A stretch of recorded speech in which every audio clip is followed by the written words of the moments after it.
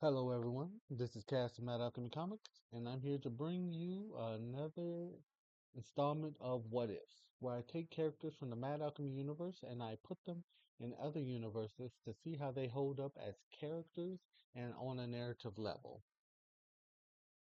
So, first, what I really focus on in a What If is the setting, the plot that would drive the story across, the antagonists, and the conflict that they have to resolve, along with the people that go will assist them in that to solve the conflict and how they fix it. So, without further ado, I'm going to just go right into it. And today's What If deals with the X-Men.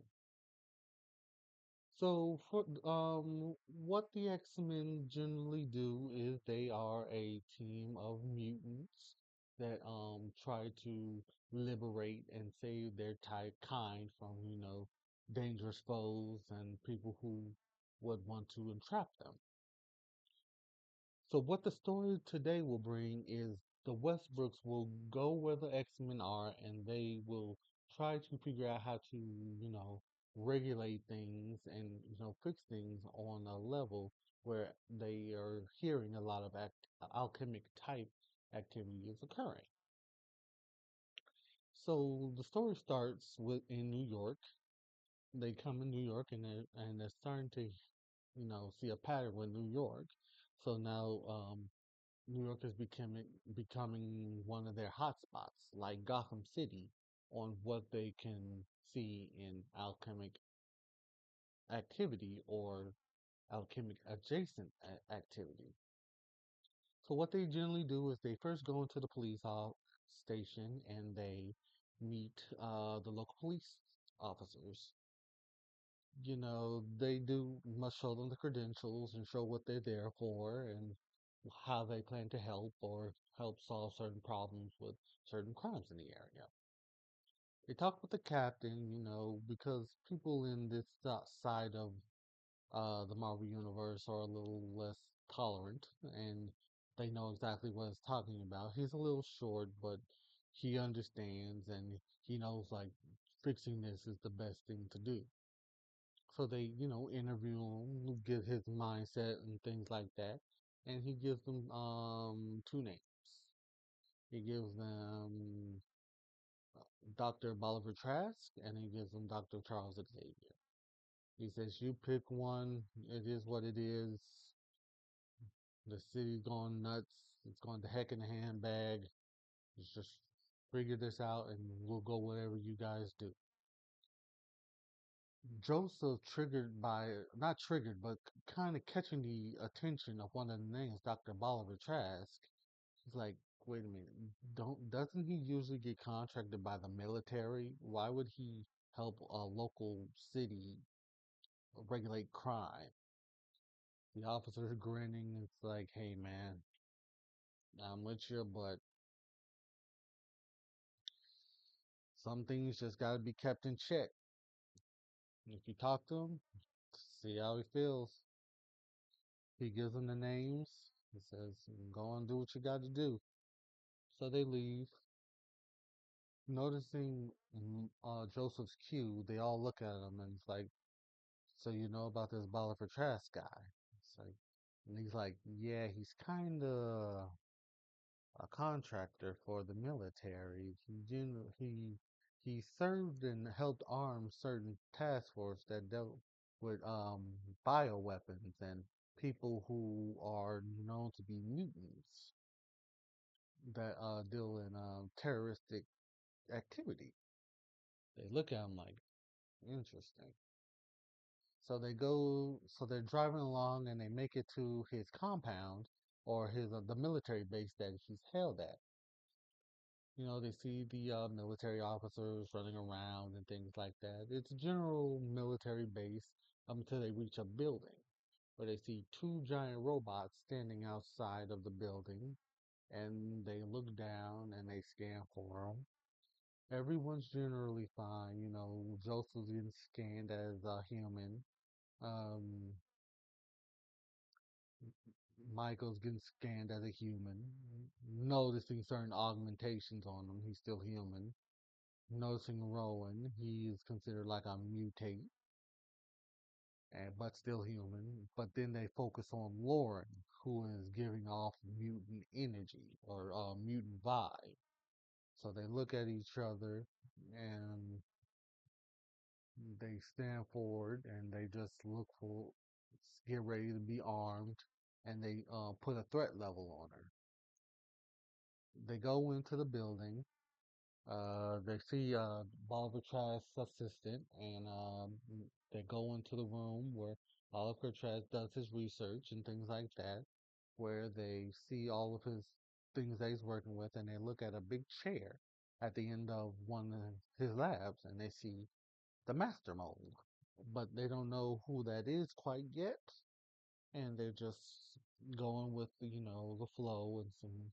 So this is a very interesting setup, and they say you work with local law enforcement and others to like help regulate crime and things like that. So they're beginning the interview with Trask, and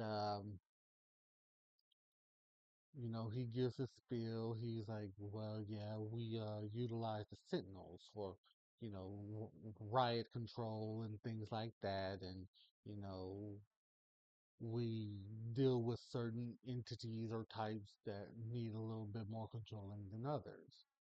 Joseph interjecting and says, yes, I'm familiar with your work in the military. You dealt with things like BOWs and mutant class. He gives him a smirk and it's like, yes, yes, certain people don't realize the threats that certain types in this world hold, and they must be either controlled or taken out or eradicated. Trying to find some relation in them, he said some comment like, as a military man yourself, you must know that what you must do for your country is something sacred, and like trying to find some kind of common ground. Him looking at him again, side eyeing, because he knows one of his siblings is technically a mutant in this type of world. So he looks over, and they look up and they begin to notice that the Master Mode is kind of really staring hard at Lauren, getting the analytics. He's already been sent it from the hive mind of the other signals from outside the building. But now he's analyzing and seeing threat levels and things like that. Starting to see like she's a doctor and she's got this degree and this and things like that. And now they're starting to notice too. Trask is noticing that he's looking at Lauren and the Westbrooks, and again he gives a little smirk to him and says, hey, in this world, this particular type, either they will be helpful to humanity or a hindrance. I wonder what type she will be.